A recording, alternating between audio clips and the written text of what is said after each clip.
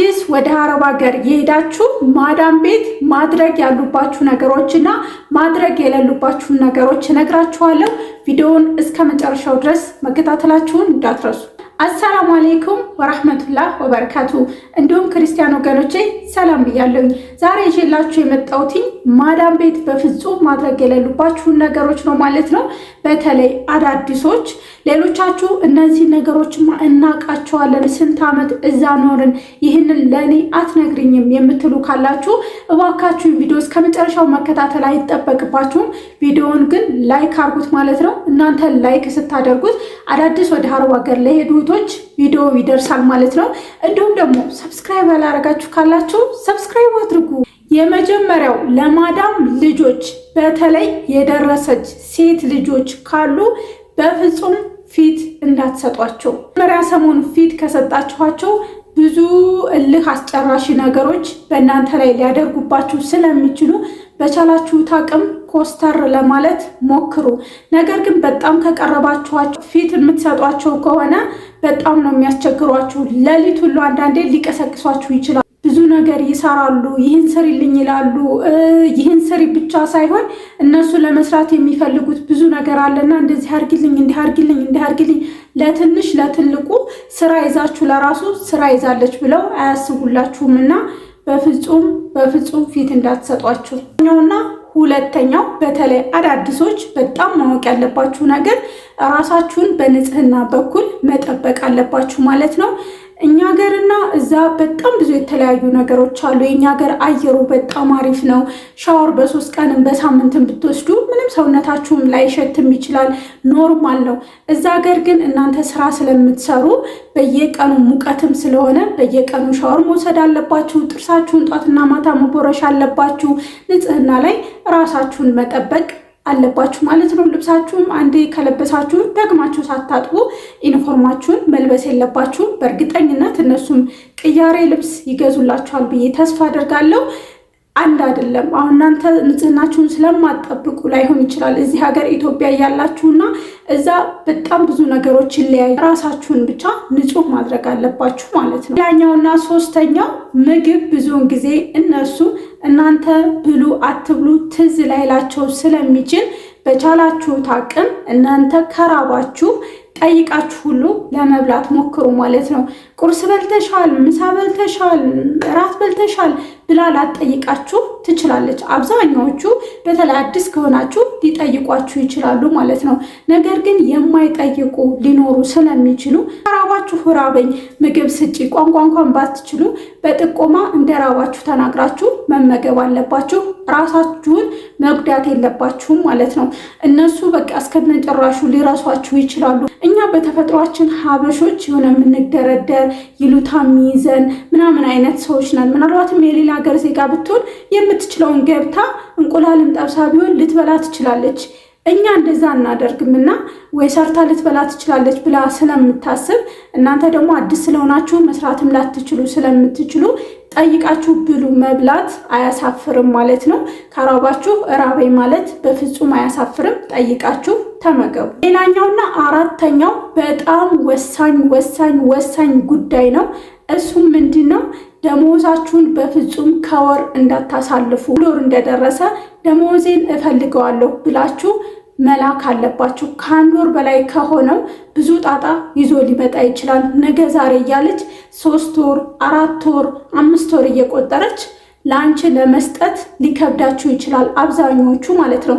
ከዚህ በፊት አንቺም ጭቅጭቅ ከመግባትሽ በፊት ልክ ወሩ በደረሰ ደሞዜን ብለሽ ተቀበይ። አልሰጥ የምትል ከሆነ ቁጭ በይ በሁለተኛው ቀን ማለት ነው። አትስሪ። በቃ እኔ እፈልገዋለሁ። አብዛኞቻችን የወጣነው ራሳችንን ለመቀየር ቤተሰቦቻችንን ለመቀየር ነው። ስለዚህ ደሞዝ ሳይሰጧችሁ በነፃ አትስሩ። በቃ ቀጣይ እሰጥሻለሁ፣ ከሳምንት በኋላ እሰጥሻለሁ ብትልሽም አንፈልግም። ከ3 ቀን በላይ በፍጹም እንዳታሳልፉ። 3 ቀን ጊዜ ስጧቸው፣ ምናልባትም እንደው የሆነ ዑዝር ካላቸው ማለት ነው። ከዛ ውጭ ግን ደሞዛችሁን ወሩን እንዳታሳልፉ። ካሳለፋችሁ ደግሞ ዋጋ ነው የምትከፍሉት። እስኪ ደግሞ ኮሜንት ላይ ደሞዛችሁን በማሳለፋችሁ ምክንያት ምን እንደደረሰባችሁ ነባሮችም ካላችሁ ኮሜንት አስቀምጡ። አምስተኛው 6ኛ ረሳሁት። ሌላኛው ግን በጣም ማወቅ ያለባችሁ ነገር ከባድ ነገር ብቻችሁን አትሸከሙ። የሆነ ነገር ማንቀሳቀስ ፈልጋችሁ የቤት አስቤዛ ሊሆን ይችላል፣ የውሃ ጃር ሊሆን ይችላል፣ የሚሸከም ጉልበት የሚፈልግ ነገር ካለ እናንተ የማትችሉ ከሆነ አልችልም አግዙ ይበሉ። በተለይ እንደዚህ አይነት ስህተት የምንሰራው እኛ ሀበሾች ነን። ለምን እንደሆነ አናቅም። የማንችለውን ነገር ወገባችንን ቁርጥ አድርገን እናነሳለን።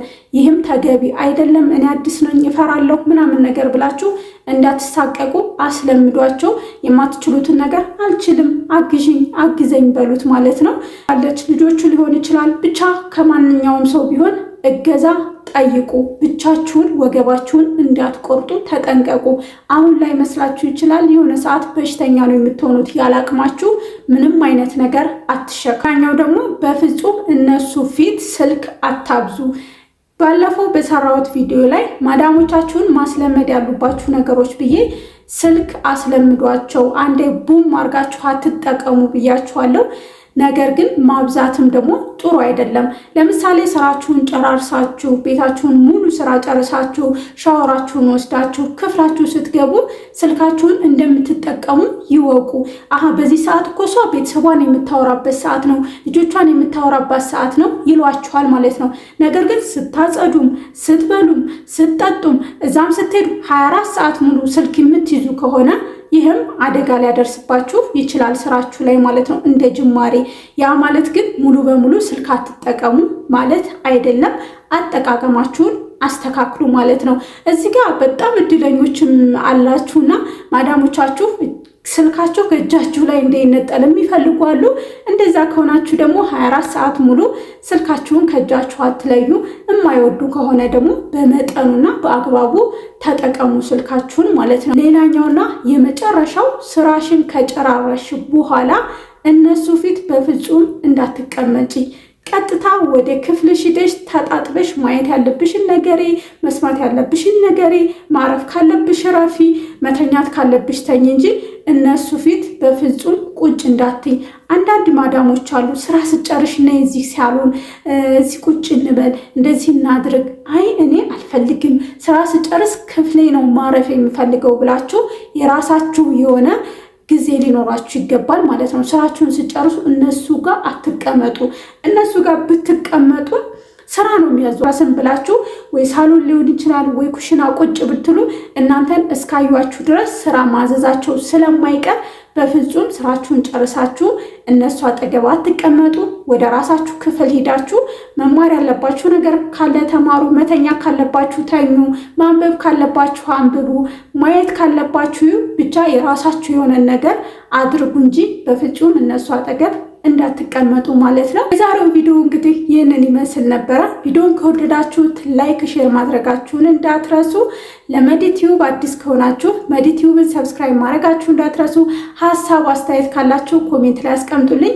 በሌላ ቪዲዮ እናንተን ይጠቅማል ያስተምራል ብዬ ባሰብኩት ቪዲዮ እስከምንገናኝ በያላችሁበት ሰላማችሁ ይብዛ። ባይ ባይ።